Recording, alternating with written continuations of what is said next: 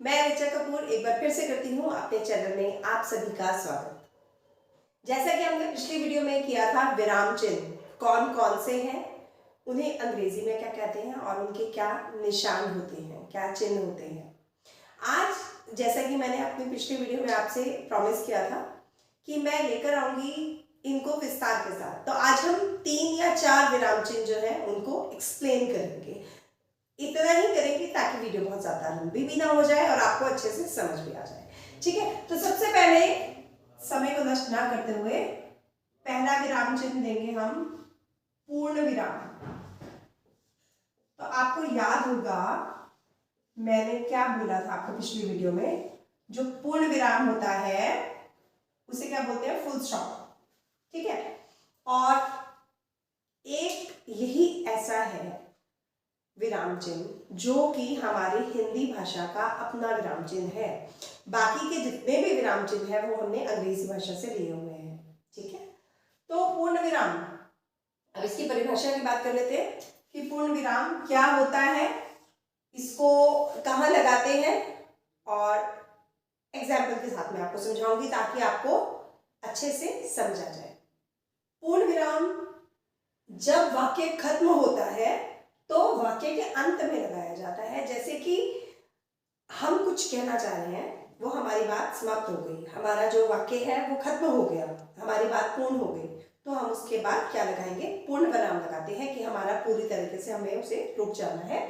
सीता गाना गाती है, एग्जाम्पल, ये पूरा अर्थ कंप्लीट हो गया, इसमें अब कुछ भी नहीं रहता कि सीता गाना गाती है, पूर्ण विराम। मोहन बाजार जाता है, श्याम खाना खाता है, तो इन सबके बाद क्या आएगा, पूर्ण विराम, क्योंकि ये वाक्य खत्म हो गया है, समाप्त हो चुका है, पूर्ण उसका भाव, उसका अर्थ समझ आ गया है, तो उसके बाद क्या लग जाएगा, पूर्ण विराम। अब आपको समझ आ गया होगा पूर्ण विराम किसे कहते हैं अच्छे से। इसका जो निशान है वो मैंने आपको पहले बताया था, हिंदी में ये है, और फुल स्टॉप जिसे इंग्लिश में बोलते हैं पूर्ण विराम को, उसमें ये बिंदु लगती है। सिर्फ इन्हीं के ही निशान हिंदी और इंग्लिश में डिफरेंट है, अदरवाइज बाकी जितने भी विराम चिन्ह हैं वो सभी एक जैसे हैं दोनों में। दूसरा विराम चिन्ह जिसकी हम बात करेंगे, अर्धविराम, सेमीकोलन। ठीक है, जब एक वाक्य का भाव दूसरे वाक्य में पूरा होता है या दूसरे वाक्य का भाव पहले वाक्य में पूरा होता है तो हम अर्धविराम लगाते हैं। ये पूर्ण विराम से आधा होता है, मतलब आधा, जैसे ही हमारा एक वाक्य है आधा हुआ, उसका भाव पूरा नहीं हुआ, पूर्ण विराम में भाव पूरा हो रहा है, एक सेंटेंस हमारा, एक वाक्य हमारा खत्म हो रहा है, इसमें हमारा वाक्य खत्म नहीं हो रहा है, इसमें हमारा आधा वाक्य खत्म हुआ है, तो हम अर्धविराम लगाएंगे। जैसे कि एग्जाम्पल के साथ समझेंगे तो बहुत इजीली समझ आ जाएगा। सोहन बहुत मेहनती है, पूर्ण विराम नहीं है क्योंकि बात अभी बाकी है, ऐसा सभी बोलते हैं, क्योंकि मैं ये कहना चाह रही हूँ कि ऐसा सब बोलते हैं कि सोहन मेहनती है। तो अगर हम ये देखा जाए, अगर हम, मैंने सिर्फ इतनी बात बोलनी होती कि सोहन बहुत मेहनती है तो पूर्ण विराम आ जाता। ठीक है, पर मुझे क्या बताना है कि सब लोग बोलते हैं कि सोहन मेहनती है, मैं नहीं बोल रही हूँ, सब लोग बोलते हैं, तो मैं बोलूंगी सोहन बहुत मेहनती है, अर्धविराम, ऐसा सभी बोलते हैं, पूर्ण विराम, कि ऐसा सब लोग बोलते हैं। ठीक है, तो अर्धविराम आपको समझ आ गया, पूर्ण विराम का चिन्ह क्या था और अर्धविराम का क्या चिन्ह है। ये पूर्ण विराम है, ये अर्धविराम है, और इसको क्या कहते हैं, सेमीकोलन इंग्लिश में। ठीक है, अब हम बात करेंगे तीसरे विराम की, अल्प विराम। अल्प विराम, अल्प का क्या अर्थ है, थोड़ा सा, जहां हमें थोड़ा सा रुकना है, बहुत कम देर के लिए रुकना है, तो हम वहां पर अल्प विराम का प्रयोग करते हैं। जब वाक्य में 2 से अधिक समान पद आए और उनमें संयोजक शब्द की गुंजाइश हो तो वहां पर हम अल्प विराम लगाते हैं, वहां हम थोड़ी देर के लिए रुकते हैं। जब हम बात कर रहे हैं और हमें ऐसा लग रहा है कि बार बार और, तथा, व, ये सब प्रयोग करना है, तो हम उनको प्रयोग करने के बजाय क्या लगाएंगे, अल्प विराम लगाएंगे। एग्जाम्पल के साथ समझेंगे तो हमें जल्दी समझ आएगा। मोहन मेहनती, दयालु और सुशील व्यक्ति है। तो मोहन क्या है, मेहनती और दयालु और सुशील और समझदार व्यक्ति है, और तथा, व, ये नहीं लगाना, तो उसके लिए हम क्या करेंगे, मेहनती के बाद बाद कॉमा, दयालु के बाद फिर कॉमा आ सकता था, समझदार के बाद फिर हम लास्ट में और, जब लास्ट वाले दो है ना उसके बीच में तो हम और लगा देंगे, तथा या वह लगा देंगे। पर उससे पहले जितने हैं बार बार हम संयोजक शब्द का की मदद ना लेकर हम क्या करेंगे, कॉमा लगा देंगे, अल्प विराम लगा देंगे। ठीक है। अच्छा, एक और मजे की बात आपको बताऊं कि चलो उससे पहले मैं एक और बात बताती हूँ, एक और एग्जाम्पल समझाती हूँ, जिसमें है कि जैसे मुझे चॉकलेट, बर्फी, टॉफी, गुलाब जामुन, रसगुल्ले पसंद है, तो chocolate comma, barfi comma, rasgulla comma, gulab jamun और इमरती पसंद है, तो कहाँ कहाँ आएगा, समझ आ गया एग्जाम्पल के साथ।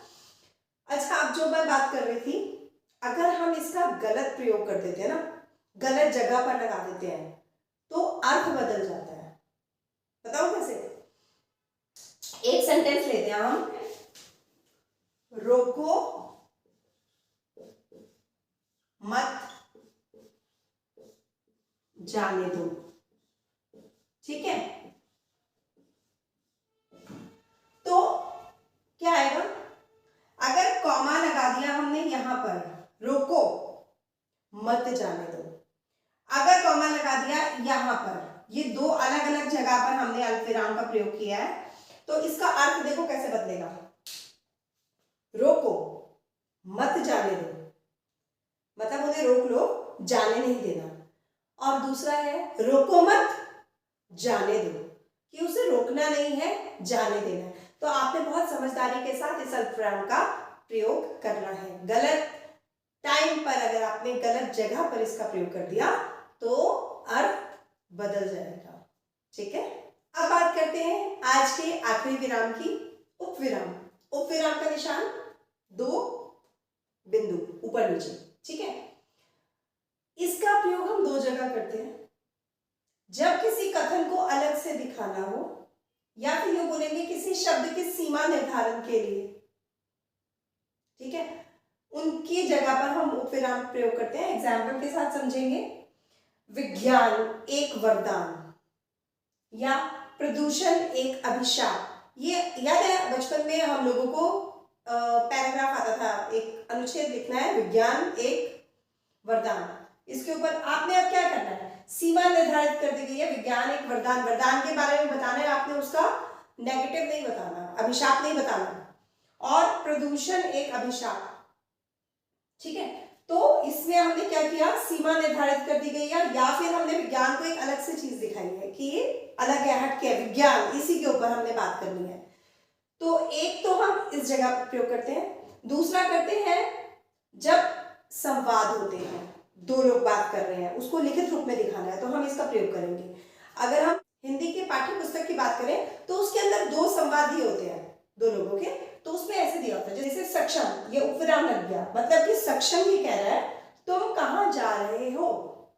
फिर दूसरा है स्वयं, वो बात कर रहा है मैं स्कूल जा रहा हूं।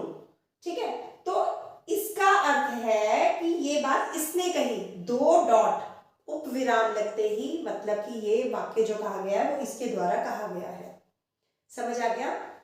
मुझे पूरी उम्मीद है आप लोगों को समझ आ गया होगा। अगर कोई डाउट रह गया है तो प्लीज मुझे कमेंट करके बताइएगा। और दूसरी बात, आप ये वीडियो कहाँ से देख रहे हैं प्लीज ये भी लिख के बताइए, अपनी सिटी, अपने शहर का नाम, कहाँ से आप देख रहे हैं इस वीडियो को।